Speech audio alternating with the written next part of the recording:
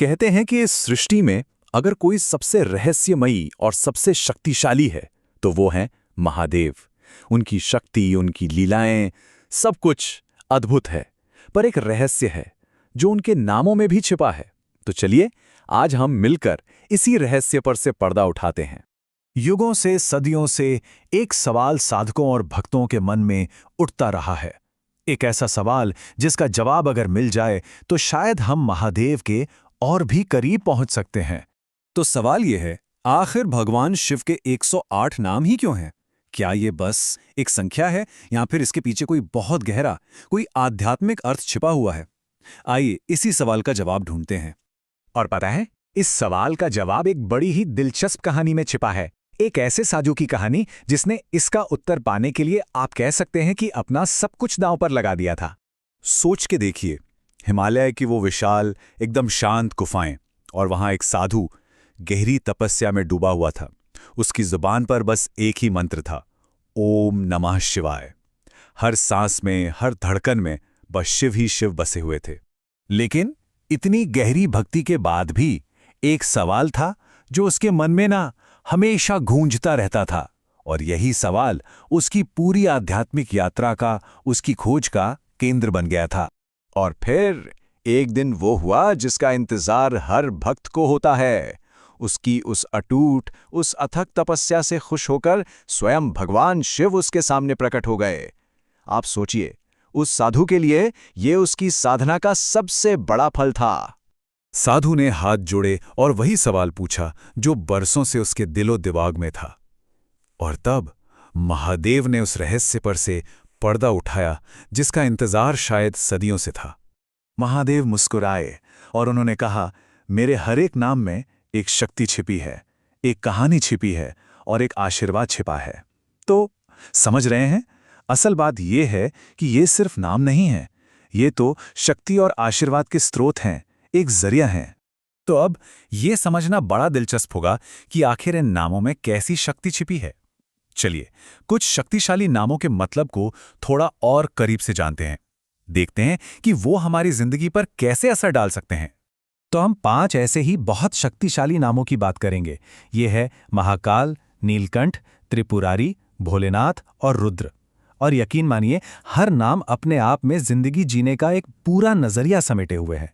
तो पहला नाम है महाकाल, यानी जो समय के भी स्वामी हैं, काल के भी काल। ये नाम हमें याद दिलाता है कि जिंदगी में जो भी उतार चढ़ाव आते हैं ना, जो परेशानियां आती हैं, वो स्थायी नहीं है, क्योंकि महादेव तो समय से भी ऊपर हैं। इस नाम को याद करने से ही एक अलग सा धैर्य, एक शांति मिलती है। ये समझने में मदद मिलती है कि हर मुश्किल दौर गुजर जाता है। दूसरा नाम नीलकंठ। ये नाम सुनते ही वो कथा याद आती है जब महादेव ने पूरी दुनिया को बचाने के लिए विष यानी जहर पी लिया था। असल जिंदगी में इसका मतलब क्या है? ये नाम हमें प्रेरित करता है कि हम नकारात्मकता को सोख कर उसे सकारात्मकता में बदल दें। ये हमें सिखाता है कि कैसे हम दूसरों की भलाई के लिए मुश्किलों को भी सह सकते हैं। फिर आता है त्रिपुरारी, यानी तीनों लोकों के अहंकार को, उस घमंड को नष्ट करने वाले। और ये नाम सिर्फ राक्षसों के अहंकार की बात नहीं करता, ये हमारे अंदर जो घमंड है, जो ईर्ष्या है, जो भ्रम है, उसको खत्म करने की शक्ति भी देता है। इसका जाप हमें विनम्र बनाता है और अपनी सीमाओं को पहचानने में मदद करता है। और अब अगला नाम, भोलेनाथ। ये उनके सरल, उनके दयालु स्वभाव को दिखाता है।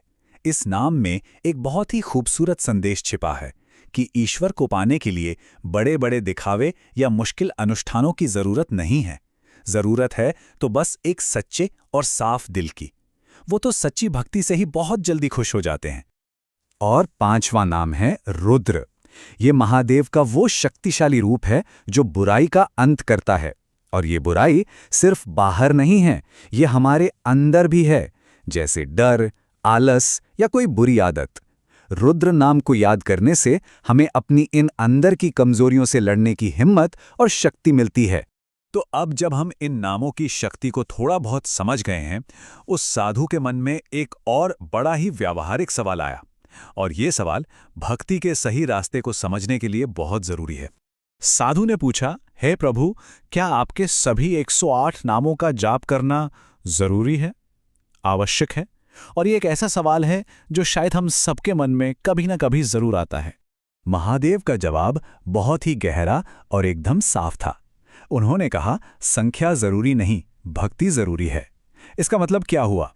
मतलब ये है कि कितने नाम जपे जा रहे हैं वो इतना महत्वपूर्ण नहीं है जितना ये महत्वपूर्ण है कि उन्हें कितनी श्रद्धा से, कितने सच्चे मन से पुकारा जा रहा है। लेकिन हाँ, इसके साथ ही महादेव ने ये भी जोड़ा कि जो भक्त सभी 108 नामों को उनके मतलब के साथ समझकर जाप करेगा, वो उन्हें और भी ज्यादा करीब से महसूस करेगा, क्योंकि ज्ञान के साथ की गई भक्ति एक बहुत गहरा संबंध बनाती है। और ये ज्ञान मिलने के बाद उस साधु की जिंदगी, आप मान लीजिए, पूरी तरह से बदल गई। ये सिर्फ उस कहानी का अंत नहीं था, बल्कि उसके एक नए जीवन की शुरुआत थी। उस दिन के बाद से वो साधु रोज 108 नामों का जाप करने लगा, उन्हें समझकर। और धीरे धीरे उसके चेहरे पर एक अजीब सी, एक अद्भुत शांति छा गई। उसके मन से हर तरह का डर जैसे गायब ही हो गया और इसे हर जगह, हर कण कण में महादेव का आशीर्वाद महसूस होने लगा। तो इस पूरी बात का सबसे महत्वपूर्ण टेकअवे क्या है? यही कि महादेव के 108 नाम सिर्फ शब्द नहीं हैं। ये 108 ऐसी शक्तियां हैं, ऐसी पावर्स हैं जो किसी की भी जिंदगी को पूरी तरह से बदल सकती हैं। बस एक शर्त है कि उन्हें सच्ची भक्ति के साथ पुकारा जाए। तो आखिर में एक सवाल सोचने के लिए छोड़ जाते हैं। अगर महादेव के सिर्फ एक नाम में इतनी शक्ति है, तो सोचिए, सच्ची भक्ति, सच्ची लगन जिंदगी में क्या कुछ नहीं बदल सकती।